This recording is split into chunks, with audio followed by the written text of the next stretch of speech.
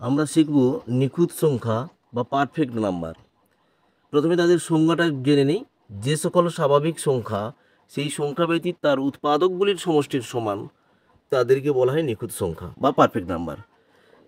এবার এর কিছু বৈশিষ্ট্য এর মধ্যেই আছে। উৎপাদকগুলির অর্থাৎ সংখ্যা ব্যতীত তার যোগফল কত হচ্ছে সংখ্যাটি নিজেই। যেমন 6-এর উৎপাদকগুলি 1, 2, 3।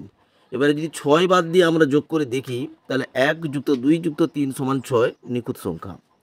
প্রথম কয়েকটি নিখুঁত সংখ্যা হলো 6, 28, 496, 8128। তার মানে এই নয় যে আর নেই, আরও আছে।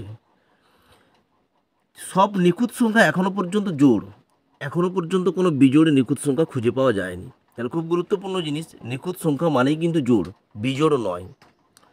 প্রতিটি নিখুঁত সংখ্যার উৎপাদকগুলির সমষ্টি সংখ্যাটির দ্বিগুণ। অর্থাৎ এর ঠিক কথাটা, এই কথাটা ঠিক উল্টো কথা, একটু বুঝে নেই। আমি মনে করলাম 6, তাহলে 6-এর উৎপাদকগুলো কী হলো?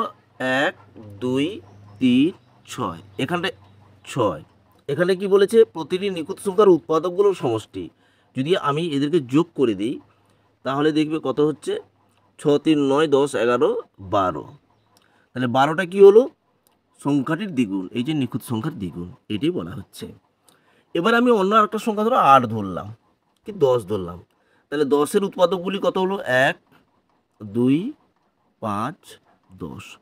এবার যদি আমি 10কে বাদ দিয়ে দিই, আমি যদি এদেরকে যোগ করে ফেলি তাহলে 5 + 2 7 + 1 8, 10 হলো না।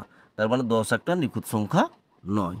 এই হচ্ছে নিখুঁত সংখ্যার কনসেপ্ট। Thank you.